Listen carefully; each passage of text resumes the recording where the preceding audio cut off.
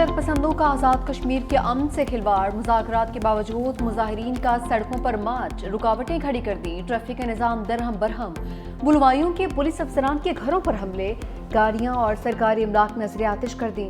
ہنگاموں میں اب تک ASI سمیت 3 اہلکار شہید جبکہ 100 سے زائد اہلکار زخمی ہو چکے۔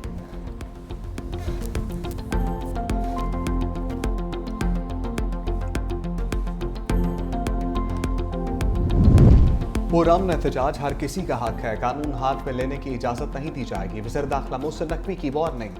کہا چند شرپسند عناصر دشمن کی ایما پر آزاد کشمیر کے امن کو خراب کرنے کی کوشش کر رہے ہیں۔ وزیر داخلہ محسن نقوی کی پیمزامت، آزاد کشمیر میں زخمی ہونے والے اسلام آباد اور آزاد کشمیر پولیس کے اہلکاروں کی عیادت، بہترین طبی سہولتیں فراہم کرنے کی ہدایت۔ محسن نقوی نے اہلکاروں کے جذبے اور بہادری کو سراہا۔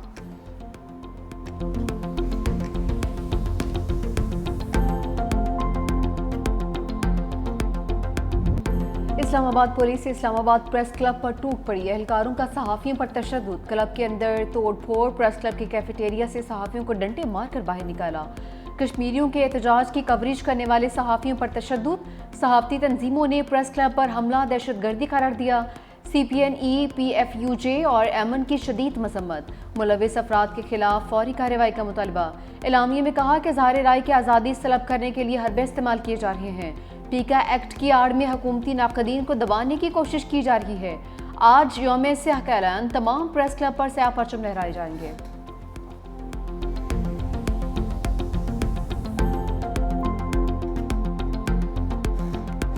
میں بھی اس واقعے کی مذمت کرتا ہوں، بلکہ اس کے ساتھ غیر مشروع تمام صحافیوں سے as a state minister interior میں حاضر ہوا ہوں اس معافی کے لیے۔ پولیس کی انتظامیہ کی کسی قسم کی کوئی پلان اس طرح کا نہیں تھا۔ اس بات پہ بھی ہم ایک انکوائری ہولڈ کریں گے اور باقی جو آپ کا ہاؤس فیصلہ کرے گا ہم اسے من جو ہے انٹیریئر منسٹر کوشش کریں گے امپلیمنٹ کریں۔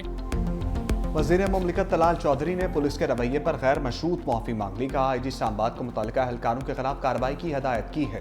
جو واقعہ پیش آیا پولیس اور انتظامیہ کا ایسا کوئی ارادہ نہیں تھا، مظاہرین کا پیچھا کرتے پولیس اندر آئی تھی جو نہیں ہونا چاہیے تھا۔ صدر Pakistan federal union of journalist Afzal but بولے، آج پاکستان کی تاریخ کا سیاہ ترین دن ہے، ہمارے جذبات مچو ہوئے ہیں، ہم بھرپور رد عمل دیں گے۔ وفاقی وزیر داخلہ محسن نقوی کا ناخوشگوار واقعے کا نوٹس، IG اسلام آباد پولیس نے رپورٹ طلب کر لی، کہا صحافی برادری پر تشدد کسی صورت برداشت نہیں، ملوث اہلکاروں کا تعین کر کے انضباطی کارروائی کریں گے۔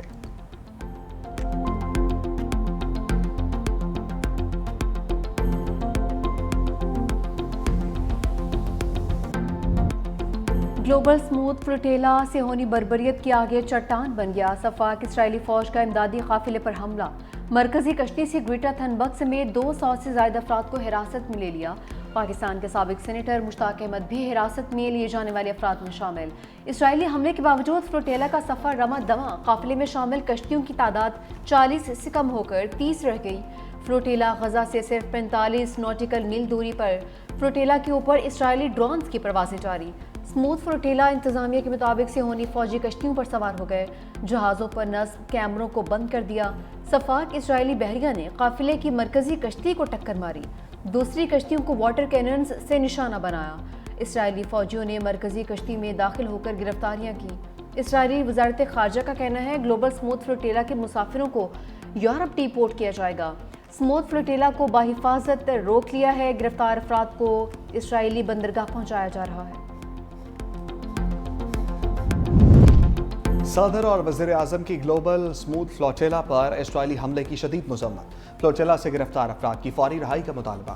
صدر آصف علی زرداری کا فلوٹیلا میں شریک پاکستانیوں کی بہادری، انسان دوستی کو خراج تحسین، کہا حملہ انسانی حقوق اور بین الاقوامی قوانین کی سنگین خلاف ورزی ہے، عالمی برادری غزہ کے شہریوں کو امداد کی بلا تعطل فراہمی کو یقینی بنائے۔ وزیر اعظم نے کہا ان افراد کا واحد جرم یہ تھا کہ وہ بے بس اور مظلوم فلسطینی عوام کے لیے امداد لے کر جا رہے تھے۔ اسرائیلی فوج نے متعدد کارکنوں کو غیر قانونی طور پر گرفتار کیا۔ انسانی ہمدردی کی امداد ہر صورت ضرورت مندوں تک پہنچنی چاہیے۔ ग्लोबल स्मूथ फ्लोटिला पर इसराइली हमले के खिलाफ दुनिया भर में गम और गुस्सा। मुख्तलिफ ममालिक में एहतजाजी मुजाहरे। यूनान में शहरियों की बड़ी तादाद सड़कों पर निकल आई। इसराइली जारियत के खिलाफ शदीद एहतजाज। इटली और तुर्किया में भी मुजाहरे। गजा में फौरी जंगबंदी और इंसानी इमदाद की रिहाई का मुतालबा।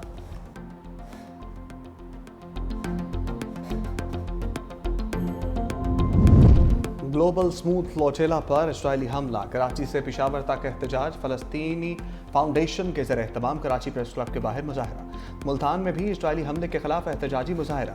मुजाहरीन की गजा और स्मूथ फ्लोटिला पर हमले की मजम्मत। नारेबाजी। मुल्क के दीगर शहरों में भी इसराइली बर्बरियत के खिलाफ एहतजाज।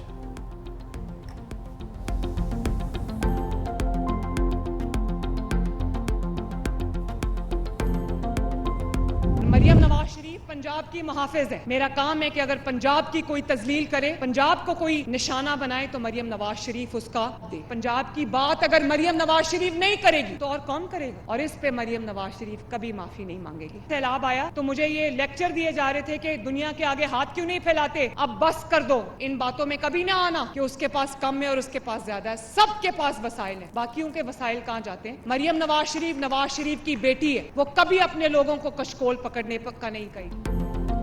वज़ीर आला पंजाब मरियम नवाज का मुआफ़ी मांगने से साफ इनकार। मुखालफीन को एक बार फिर लफ्ज़ी शिकंजे में ले लिया।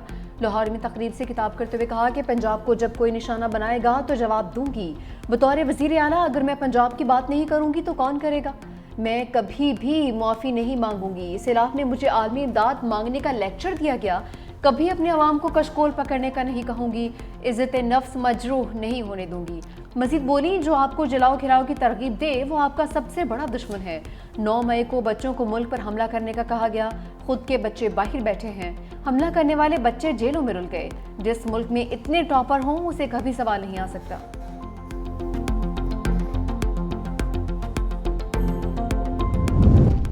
BISP पर तनकीद गरीब आवाम की तौहीन है। Chairperson Benazir income support programme senator Rubina Khalid कहती हैं, प्रोग्राम शहीद मोहतरमा बेनज़ीर भुट्टो के विजन के मुताबिक 1 करोड़ ख़ानदानों की कफालत कर रहा है। अमीर तबके के लिए शायद ये रकम कोई मानी नहीं रखती हो, लेकिन गरीब के लिए ये बहुत कीमती है। ये प्रोग्राम मोहतरमा बेनज़ीर भुट्टो शहीद के विजन के मुताबिक है ताकि गरीब भी सर उठाकर जी सके।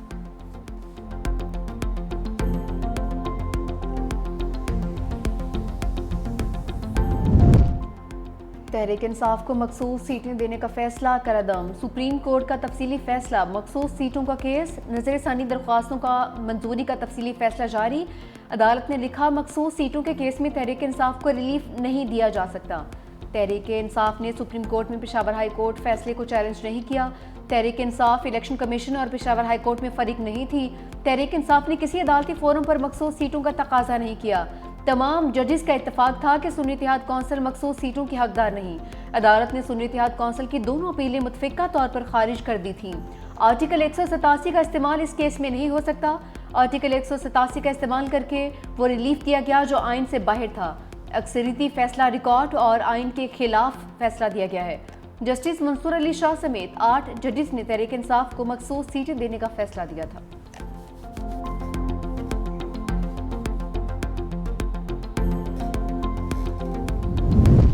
बानी तहरीक इंसाफ की कानूनी मुश्किलात बढ़ गईं। बानी और बुशरा बीबी के खिलाफ तोशाखाना 2 केस मुकदमे की समाअत आज अडियाला जेल में होगी। बानी पीटीआई के वकला को केस की नई तारीख के हवाले से आगाह कर दिया गया। 3 सितंबर को बानी पीटीआई के वकील गवाह मोहसिन हारून पर जरा करेंगे। बानी पीटीआई से अडियाला जेल में मुलाकात का दिन आने वालों में से किसी को इजाज़त ना मिल सकी। पीटीआई रहनुमा फैक्ट्री नाका से वापस चले गए।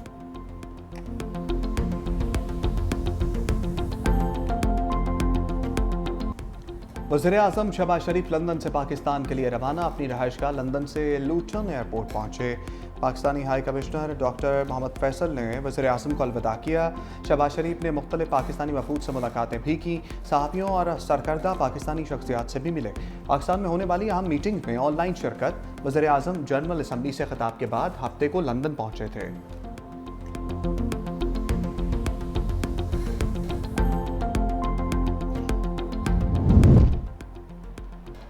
IMF मिशन का बाज़ अमूर मुकम्मल न होने पर अदम इत्मीनान का इज़हार। क़वानीन में इस्लाहात पर ताख़ीर से मुतालिक नौशी टीम से वज़ाहत तलब कर ली। IMF और पाकिस्तान के दरमियान कर्ज प्रोग्राम पर इक़्तिसादी जायज़ा मुज़ाकरात। Memorandum of economic and financial policies کے اہم اہداف ابھی تک نامکمل. ذرائع کے مطابق 10 اداروں کے قوانین میں جون تک ترامیم پر ہدف بھی تاحال نامکمل ہے. پورٹ قاسم اتھارٹی ایکٹ اور گوادر پورٹ آرڈیننس میں ترمیم مکمل نہیں ہو سکی. پاکستان ٹیلی کام ری آرگنائزیشن ایکٹ میں ترمیم کا مسودہ شیئر نہیں ہو سکا. اہم ہدف state life insurance nationalisation order بھی تاحال زیر غور. ایگزم بینک ایکٹ کا مسودہ تیار کر لیا مگر منظور نہیں ہو سکا. اسرائیل کے اہل غزہ کو انخلاء کی آخری دھمکی. صفاق صہیونی وزیر دفاع نے کہا کہ جو بھی شہری غزہ میں واقع رہا اسے دہشت گرد یا دہشت گردی کا حامی تصور کیا جائے گا.